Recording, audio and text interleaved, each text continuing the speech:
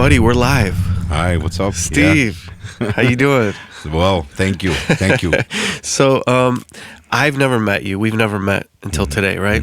Nice to meet you, young man. Yes, as you as well. And my friend told me about you, and I said, you know, what a good guest to have on, because he said you're starting to do, what is it called? Motivational speaking for Correct. kids. Correct. To kind of tell them what you went through in your life, so to kind of help them try to avoid the same mistakes. Exactly. Right? You nailed it. Yep. And you're a Greek guy from the north side, Correct. like I am. Fantastic. And I grew up in the burbs, actually, but I mean, like north burbs, you know, kind of by O'Hare. And I just wanted to meet you and talk about, you know, how you came to this point in your life, and you know, go ahead, start with your story. Yeah, like you said, basically, my life is a testimonial. I was living a wild lifestyle, extremely wild, and I changed my life. You know, Right. Everything that I talk about today, I'm going to give glory to God, just to get that out of the way. Okay. You're My very faith, religious. My faith is it's my faith, and for those of those, just to get it out the way, Jesus Christ is my Savior, and everything I talk about today is glory to God, and that's why I changed my life. Right, I had a spiritual awakening, so I thank God I was blessed with a beautiful young lady that was my girlfriend at the time, and she helped me get through this last relapse that I had. And we were fighting it together, and then we talked about it, and we said, hey, why did I go through all this misery? Why did I cause chaos to my family? Why did I cause chaos to everybody around me, including myself? There has to be a reason. And then we kind of just developed it together, and we said, I got to share my story in hopes that people get something out of it, that they don't take this route. Right. My message is not just for the youth. I'm expanding it to all human beings, because it's just about not letting life, don't give up. Right. Things are going to happen to all of us, no doubt about it, and we got to push forward. So that's what the message is. That's what the message is. Got you. And are you completely sober? Completely sober, yeah. November 28th. I don't count the days, but I mean, I do once in a while, just to see like 1,000. I just had 1,000 days come up. So I'll ask my phone, and I'll get an update every once in a while. But on November 28th, I will have 3 years. 3 years. Oh, wow. Good for you. Yeah, it's fantastic. Yeah. Doesn't it feel great to be kind of free? I mean, free is the word. I'm liberated. Yeah. I'm liberated, man. Right now, driving down here, driving in the city, I'd have my eyes in the rearview mirror at all times. I'd have a bag in my pocket that I'd be ready to swallow. My seat, when you drive like that, it's like you're in prison, man. You're always constantly worrying about, all right, who's going to catch me? And you're paranoid from the drugs or whatever. Right. So now, I drove down here, easy peasy, man. Yeah. Of course. Yeah. And let's start kind of early. What drugs did you start off with and kind of get into? And what was the one you had the most that you had most problems with? All right. Well, I mean, like everybody else, man, and I talk about it when I talk to the kids. I started off with marijuana. And then what would that do? That gave me the green light that drugs were okay, because nothing happened to me. Right? But not everyone transitions from marijuana into... No, not everybody does it. I'm not saying, whatever. If you smoke weed and you veggie out and you chill on the... I mean, most people that just smoke weed don't get in any trouble. Right. But that just, for me, led to more experimentation. Right. So I tried cocaine after that. How young? Are we talking like 16, Well, 17? my senior year, I tried cocaine. Okay. Right? Senior year of high school. Yeah, and I was an athlete, man. I was the captain of my basketball team, and I cared about my body, but still hanging out with the wrong kids, start doing wrong things. Right, right. So I ended up getting a basketball scholarship to Robert Morris College in the city, and I was trying to stay committed to the game, but then the temptation of hanging out with my buddies was winning. I was seeing them going, I had a fake ID. They had their fake IDs. They're hitting the club scene, Excel, maybe not Excel yet, but Karma, Shelter, if you remember that time period. Yeah. And it was just alluring, right? So I'm here practicing and going to school 12 hours a day, but I was still squeezing in time to hit the club scene. And I ended up dropping out of school because I wanted to earn money as a waiter to have fun, right? So choices. I always talk about choices, and, Right. and you know, choices have effects all the time. Right. They have consequences. And Dropping out of high school? No, I dropped out of college. Oh, Robert okay. Morris College. So after high school, right? Yeah. Okay. Oh, okay. When you were going to college, then you dropped out. Exactly. If I'm confusing you, but No, it's okay. So, So yeah, then I you was stay- playing you're- ball. I was being committed to the game, but I was Right. experimenting with the club scene, and Yeah, then yeah. that's where I got. You know, the club scene is pretty wild. You got your Liquid G. Sure. Then Ecstasy came on the scene. Like a little bit after that, we started rolling all the time. We started. I remember when Ecstasy got big at Chicago at the club, right? I mean, I think in 1997 there was, or what was it, 99 maybe? There was only 7 pills confiscated statewide, and then like the year after, they started catching people with all these pills. So I mean, I don't know what happened, but it jumped on the scene like out of nowhere, and Right. it was everywhere. Yeah, yeah. So, you know, I started messing around with that. Short time after, then we started. I got introduced to some rocks, you know, and I'm gonna just speak open about this because I'm not proud of these days, but it has made me who I am. Right. So I used to go to the projects and you know, grab from the projects, Yeah. try to sell you, you know, nicks for dimes, and you got to call these guys out, and I mean, so then I started smoking the rocks, but I got away from that, thank God. And yet, there's always something in the club scene, man. But cocaine, sniffing cocaine was my vice. Thank God I never put a needle in my arms. Okay. And I'm alive because of that. Because if I would have done that, who knows? Because Yeah, I have yeah. a tendency to push things to the limit. Right. And- Where and do you that- think that comes from? That. I don't know, man. I mean, it's just a personality trait, It right? is a personality trait, I think, because sometimes, you know, even still, I'll have ice cream and I'll eat like 4 or 5 scoops of ice cream. I have a tendency not to stop when I enjoy things, and it's about getting to know yourself. Some people can experiment and it's cool, Right.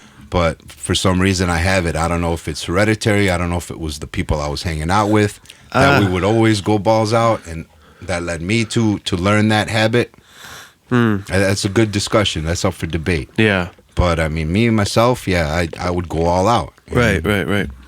You'd push it. I push things too sometimes.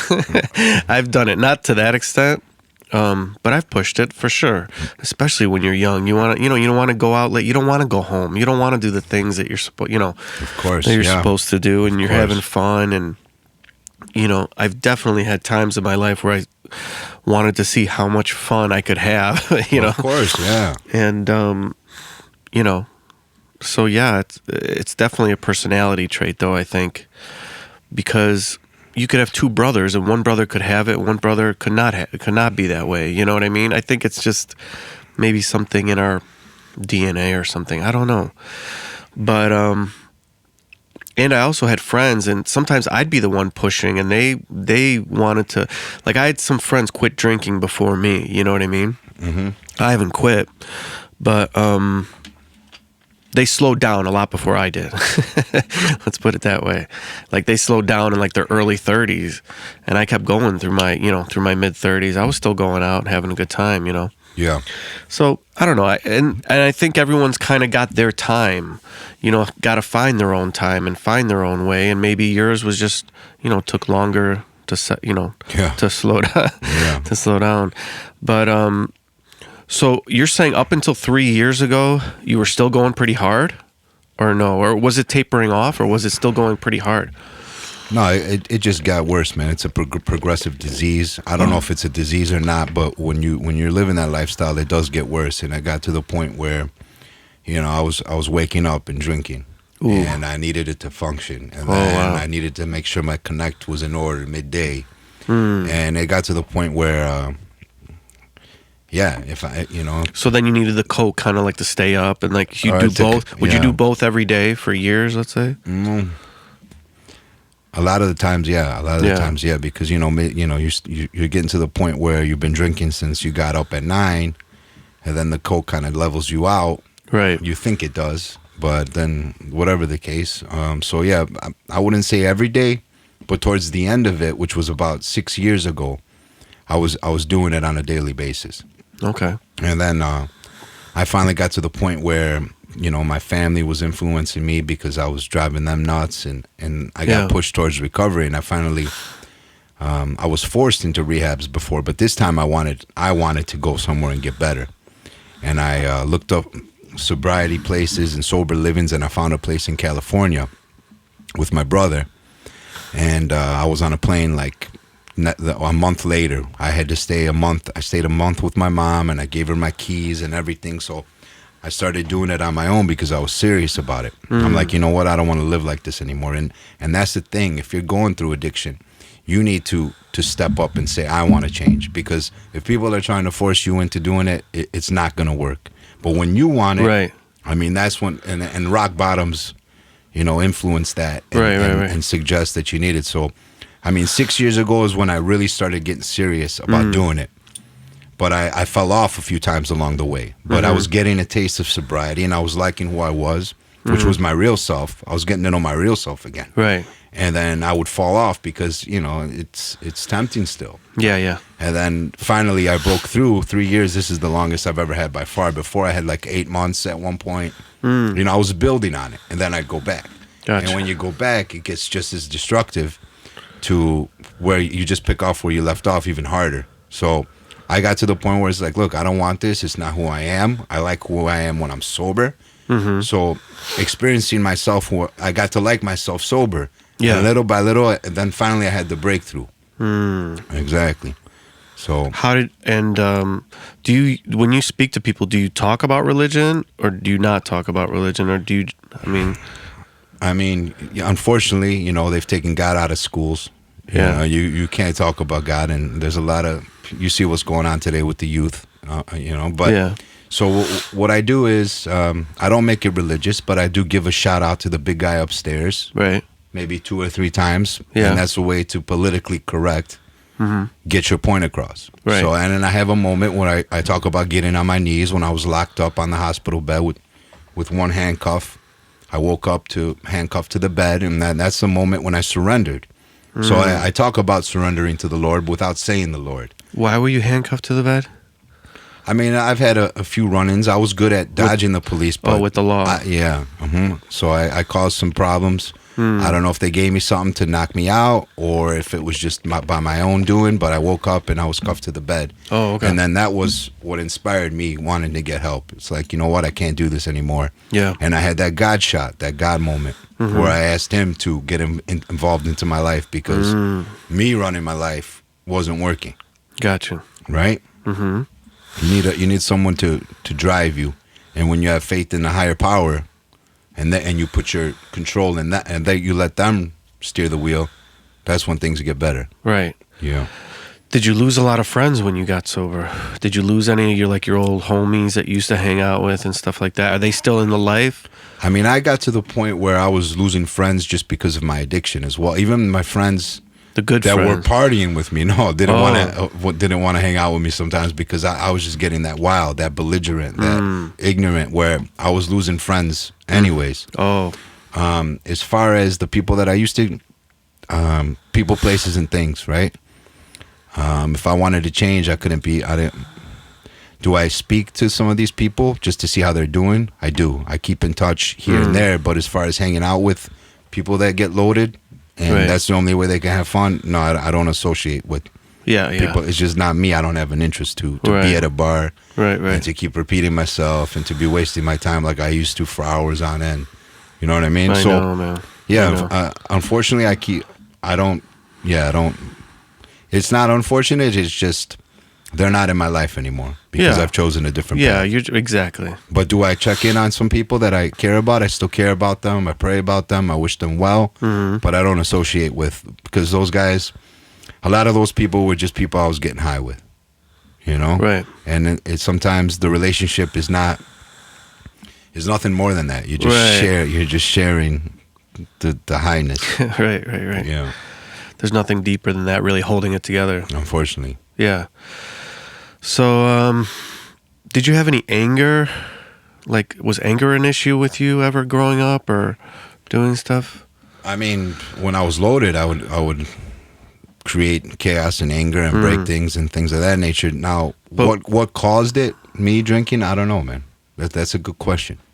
I had great parents. I had a great family. Yeah. It wasn't like, What about your brother? He never... I mean, no, he drinks limited basis. Yeah, you know yeah. what I'm saying. He's one of those people that can have a couple of cocktails and chill. Right. Yeah, he doesn't go full out like me. Right.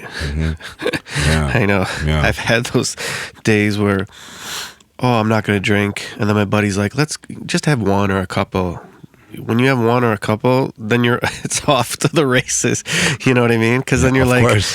well, let me have 3. Let me have 4, you know? Of course, Let me man. have 5. Oh, let's do a shot. Let's do a shot. And then forget it. By then, you don't care what you're doing. Exactly. Because your inhibitions are totally gone. And I mean, I've had some good times doing that, but I've had some shit times doing that for sure.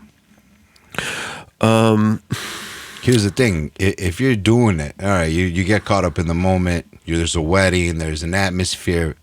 Okay, go off a little bit. You know what I Right. mean? Why not? You celebrate life, but when you start doing it on a regular basis, Yeah. that's when. It's tough, yeah. Yeah. No, I want to quit alcohol now because I can't take the recovery time anymore. I just can't. I really can't deal with the hangovers anymore at all. You know, I've just reached that point in my life, and it's just a lot more difficult. Of course, And I as we like get being older. sober. Yeah, I like being sober, like the clarity. Like, you know, I started doing this now, you know, this one-on-one thing, and it's just so, it's so clear and intense, and you really get to, you know what I mean? Cool. Really just, Yeah, it's one of your passions. You know? yeah, it's Do cool. more It's of just this. fun. Exactly. So work more, you know what I mean? Mm-hmm. Find, and don't waste time. Because like you said, being in the bar all the time, it's a waste of time. You know, I've talked to some recovering alcoholics, and they're like, you know what? I drive by the bar, and guess what's going on in the bar? The same shit that went on the bar every day before that.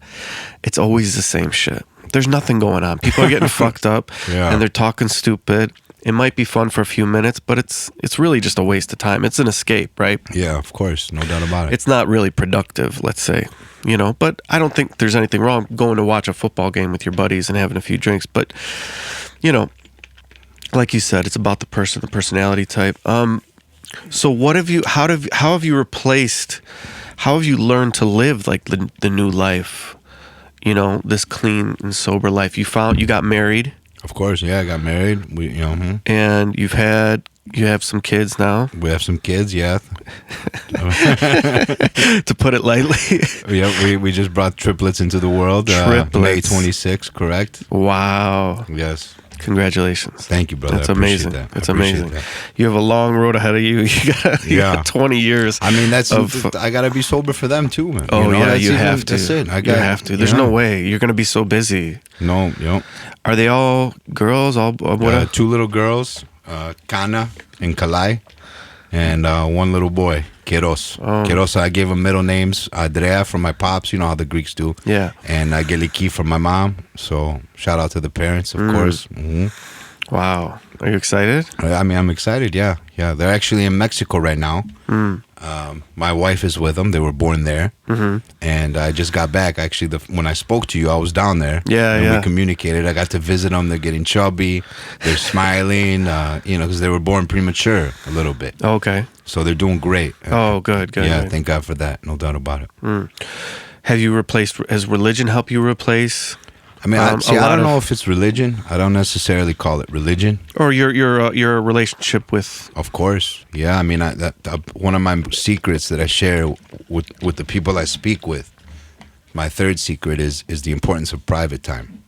And throughout my talk, I call them secrets, 3 major secrets, and then I sprinkle some other secrets in there. But of course, it goes up to the person to apply whatever I'm talking about today, whatever resonates with them. But a key part of my success is I start off every morning with private time.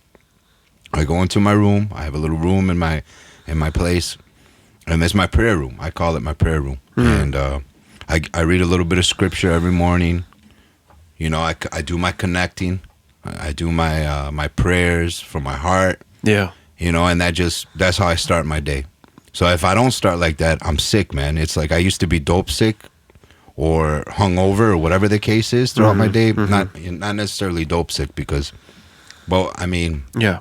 you know the hangover that you're talking Oh, about, yeah, right? yeah. So that's if I don't get myself my private time first, which I make sure I get up early enough to always get private time, no matter where I'm at, even in Mexico. I was getting my private time. So that's how I connect. That's how I get my energy for the day. That's where I get my gratitude.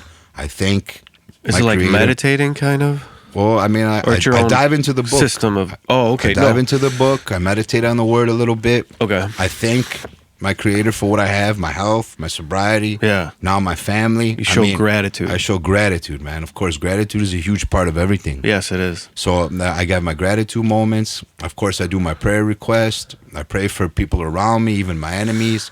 And I get into that proper mindset to get the day going and to attack the day. Yeah, no doubt about It's it. like Private time. It's like centering yourself. Exactly. Do I sit there and meditate like this? No, I don't. But Right. whatever works for the individual, you know, Right. you cater your thing. I love my alone time too, but I have a lot of it, so you're not going to have too much of it soon. Yeah, well, I got to designate a little bit of time in the morning. you Right, know, and right, That's right, how it right. goes. Yeah. What are some of your other secrets? Do you want to tell them or no? Yeah, I could tell you there's multiple things depending on what the audience is looking for. But for me, I did some soul searching and I said, well, what were 3 things that really make a difference in my life and are a huge part of my recovery? So like the overall theme when I talk to people at the end of the presentation, I talk about kintsugi. You ever heard of kintsugi? No. What is this? It's an ancient Japanese art, Oh, right? Okay. And art reflects life a lot of times, correct? Right. So what happened in Japan, someone broke a vase. And instead of throwing the vase away, which was all in pieces, they picked up the vase, right? Broken vase. They picked it up and they put it back together. And then they filled the cracks with a gold dust. So now you have a vase put back together, but obviously you see that it was broken before, right? You see what has been put back together. But instead of discarding those cracks or discarding that vase, they put it back together and they illuminate the cracks. They highlight the cracks. Wow. Because the cracks is part of the vase's story. It broke. It was put back together. And that's kind of the message I give to people. Look, there's going to come times in life, you know, I put the vase in a towel and I have a hammer. And the vase represents us. Right. And the hammer represents things in life that are going to come. Sometimes it could be just an illness. It could be something. Right. But sometimes that hammer's going to come. It's going to crack us. Not just crack us, break us. A death of someone you love. Oof. Addiction was a hammer for me. Right. But what happens when those pieces are broken? Are you going to just discard it? You're going to give up, or are you going to put them back together and then be stronger because you put it back together, and be proud of your scars because that's part of your story. Right. So where'd you learn that? How'd you hear about that? I mean, I just try to research. I try to. Is it part of like Buddhism or something, or no? It's just kind of like I don't know. There was an emperor that it happened to, Oh, okay. and I read it and I liked it. I said, look, I got to incorporate that because Oh, that's cool. I'm not ashamed of my scars. Right. Like I just shared with you the dirt I used to do. Yeah. But that's part of why I've become the person I am. Right. And that's part of the journey that I took. Yeah. So a lot of times we mess up, we're ashamed or we want to hide it or keep it inside. Yeah, it's part. It's better to share. Share it too, exactly. And let it know that that's part of your character. Yeah. That's why you're growing. That's why you're getting better because Right. you've been hit. You have fallen down, but you get up. Mm-hmm. Yeah, so And what else? that's the underlining message. And then I talk about trafficking, you know? Are you trafficking? Like in today's culture, in today's society, faith, love, and hope have kind of become illegal. They've become illicit to say because so much hate. There's so much hate going on, you know what I mean? Everything is people are trafficking hate. People are trafficking despair, distrust. So what are you going to traffic in your life? Are you going to be trafficking hope, love, and faith? Or are you going to be trafficking hate, despair, distrust?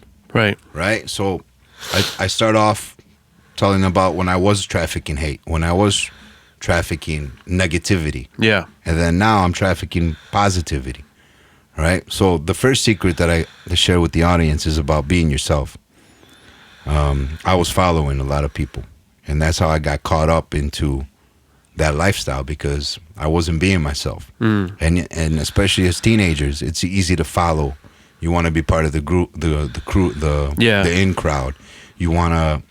So I encourage them to be themselves, not sacrifice their values just to fit in. Right. Stand up for something if you believe in it. Don't be politically correct. If you're not down with that, speak your mind. It's like this one guy says, is that your authenticity is your superpower. Embrace your authenticity. You know, so that's the first secret I share. Second secret is a huge part of my recovery is passing the torch, I call it. And that's just being of service. Deliberate acts of kindness, you know, open a door for somebody. As simple as that, right? Spread love. Right. And being of service is a huge part of what I do on a day-to-day basis. I'm always trying to be a gentleman. I'm always trying to do something for somebody. You know? And That's why you call yourself Gentleman Steve. Exactly. Because I'm celebrating life, so I wear the tuxedo, and I'm trying to live a life that's opposite of the grimy Steve that I was living before. Not that I changed internally, but I was doing grimy stuff, and now I try to do gentleman stuff, and that's the message. That's the message. Gotcha. That's cool. And how do people find you if they want to find you? Just Google Gentleman Steve. Yeah, I got gentlemansteve.com is the website. Okay. Correct. And you can see talks that you've given to. You see some video clips on there. You see a little bit of my background, my bio. A few videos are up there and things of that nature. Okay. And what about like the culture? How do you see the culture with kids and stuff? Do you think it's getting better, or do you think it's getting tougher? I mean, you're going to see this more as you raise your kids for sure. But do you have a good outlook, or do you think? I do have a good outlook right now with this locking the kids up and everything, and keeping them at home. I mean, I understand we have to take precautions, but sometimes, obviously, as we know, It's too much, you think? Suicide is going up. Yeah. Drug abuse is going up. So Anxiety. Right. So I mean, I'm on a mission to get this, be there to bring some hope to the youth. No doubt about it. It's more needed now than ever. Yeah. So, am I losing faith in the youth? No, I'm not. No. I'm not. I think the youth are going to be smarter. I mean, when you get older, you're always in the position to be like, oh, well, they don't know what they're doing. We did it better and all that bullshit. But I don't think that's true. I think these kids are smarter. They're going to know a lot more about the world They're and about coming things. in with a new chip, man. You're right. I agree with you on that. And they're going to know. They're just going to know a lot more about how things work and how people connect and how people communicate. There's just more avenues for them to see that, and to you just gotta kind of make sure that they're following the right people on social media, and that they're having fun in a healthy way. I don't know, but yeah, man, triplets. That's gonna be exciting. I'm gonna try my best, man. I'm gonna try my best day by day. That's what we do. Yeah. Day by day. Well, you got a family to help you and stuff and everything, right? Of course. Yeah. And they're gonna come up here and live with you here. Yeah. That's the game plan right now. Maybe, we might have some family helping out, because 3 at one time is no joke. Yeah, I know. Yeah, the feeding, I think 33 diapers a day. 33. 33 diapers a day sometimes. Correct, man. 10 each? 10 each. Could be 8 to 12 each a day. Come on. Yeah. Shit, I didn't know that. Formula, yeah. They shit that much, little babies? I didn't know. I never. They shit and eat. That's all they do. They shit, eat, and sleep. I thought they just shit like a couple times a day. No, sir. Oh, oh my God. So, thank God my wife has some ladies that are helping her down there. Yeah, and for sure, because it's impossible to do it one person. Yeah, at it's just age. not. Yeah, it's impossible. And wait till they're running around like crazy and you can't stop. Yeah. But there's going to be a lot of joy with that. So you found joy in your life, true happiness, right? Could it be safe to say that? Yeah, amen to that, brother. Yes. Whereas before it was kind of like just getting high and goofy and wasting time, maybe, right? Of course. And dealing with trying to find these illegal drugs all the time. It's a headache, right? It's a horrible life. It's a full-time job. Yeah. It's a full-time job that you don't get a paycheck or any fulfillment at the end. Right. That's for sure. And then were you working? How did you support the habit?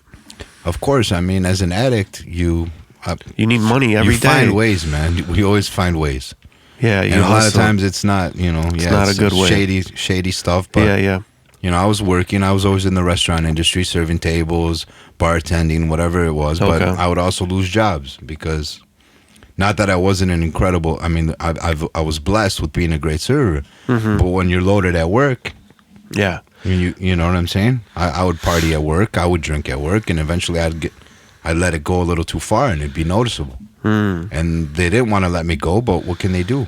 You Right. can't be serving people to the point where you're that cut off. Yeah. Isn't the alcohol the hardest to detox from? I've heard that before. Well, heroin, I guess, is probably. No, I think alcohol is even harder. It's up there, but heroin, you got the shakes, you got you get dope sick. And aren't those treatment facilities like you go to in California? Aren't they expensive as hell? The one I found was a sober living facility. So usually you'll go to a 30-day facility first, and then go to this place. But my insurance covered that. I had insurance at the time.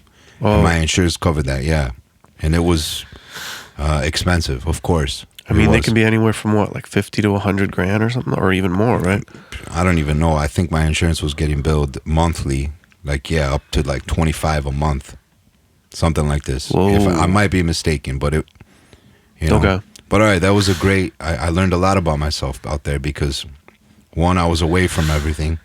Two, Yeah. I was surrounded by such beauty, natural beauty. Orange County, California, the beach, the sunrises, the sunsets. Yeah. But that was a time that clicked for you, that time? I mean, that time I was on my own. I was getting tested on a daily basis when I first started, and I had time to dig inside of me and get to know myself again and to get out some of the pain that I had or that I thought I had, whatever it was. And I started working out. I started eating healthy, and I started enjoying life without being needing a substance to have fun. I started having fun. I started building. I got a good job out there. I was building things. Oh, wow. So, I mean, you get fulfillment from that. I started hitting the gym hard. The weather's beautiful in The California. weather's unbelievable. Yes. No air conditioning, no heat. You just open the windows. I know, man. Fuck. That's like Greece, kind of, right? Greece, yeah, it is. It's kind of a Mediterranean climate a little bit, isn't it? I mean, there's no humidity out Right, there. You yeah. know what I mean? So Yeah. Greece can get a little humid summertime, but all right, it's a similar vibe with the ocean, with the beach. Right. Yeah, Cool. Are you going to teach the kids Greek? yeah. We're gonna influence that. Yeah, or, of course. or is your wife Latina? She's Latina. Yeah, they're gonna learn Spanish. That would be, yeah, you should have them learn both. We're gonna try. We're gonna expose them at an early age to both languages. Oh, Correct. yeah. That's cool. Yeah. That'd be cool. Of course. Because I think like 1 to 4, Exactly. You got to get them young. you got it. Yeah, really young. And then at like 3, they can really just go between all 3 really easily. Yeah. They're gonna be confusing me. I gotta work on my Spanish. Yeah. That's cool. You got any gigs booked, or has it been slow because kids aren't in school, right? They've So been you- canceled. They've been canceled. Right. Why don't you do jail? Have you ever done jails? I was gonna do a correctional facility for the youth, but they screened me, and then they turned it down. Something popped up, something that I had done, which I thought was completely. If anyone can relate to somebody being in trouble, it's somebody that's been in trouble. I'm like, how are you gonna cancel this event when your kids are causing trouble, but Right. you're telling me I've caused trouble in the past? That's the point. So I don't understand sometimes. That's the point, right? Yeah. Wow. I mean, right now the next event is not gonna. They're not gonna be till January. I think is what's happening. After the new year, things will start opening up. I might be doing a corporate event at Grecian Delight, which would be pretty cool because, the message is relevant for adults too. Of course, it'll be a little bit adjusted to speak to an older audience. Yeah. But I mean, the message of just it makes people feel good after they hear the message, and that's what I think people can struggle at any time in their life. I don't think it really, you know what I mean? Exactly. I don't think the message of hope really changes that much. I think it could be relevant at different ages, don't you? Exactly. I mean, Maybe for a little like small kid, it really, they don't really get it. Like under, before they start making stupid mistakes. Like when they're just playing and having fun and just being kids, you can't really be like too serious with them. That's true. You know, true. maybe like Yeah. under 15 or something. But, you know, when they start getting outside influence and, you know, man, I remember kids, they were smoking weed and like in like junior high, some kids were talking about it. And I thought it was so scary. I thought it was the scariest thing. I'm like, you know, junior high. And then, but see, we never had hard drugs at my high school. It was weed. No one was really doing coke, you know, or anything harder than that. But even weed, I was like so sheltered, and I didn't try weed till I went to college, you know? Better off. Yeah. Better off. Yeah. like that. So, it was just different. Now it's like, I think more things are available and, you know, Things have changed. yeah. One of the kids coming up to live. We're thinking about it right now. Maybe the end of this month of October, or possibly by Thanksgiving. If they're born in Mexico, how do they become American citizens? Well, because we're American citizens. Oh, You know what I mean? you don't have to go through any like. Well, all right. My kids cannot become president of the United States Oh, because they're not born here. oh, really? Yeah. Oh, so that's one thing you got to tell them when they're growing up. I just joke about that, but you know, You guys can do anything in life, but you can never be president. unfortunately, that's the bad thing. Oh, wow, that's funny. Yeah, gotcha. Okay, well, listen, man, I think we had a real good talk. Thanks for having me. I Yeah, appreciate it. man, you got a great voice for this too. I thought my voice was low a little bit, but like, I listen to your voice. My voice sounds really high now. No, you got a little baritone. I feel the bass. But man, you got a good voice for this. You should definitely do this again. Thanks for coming out. It was really nice I meeting appreciate you, you and maybe we having could me. do Thank something you. in the future. You know what I mean? Sounds A good. check-in or something, you know. All right, thanks, Steve, for God coming bless out. you, bro. Thank you. All right, thanks. Peace. Bye-bye.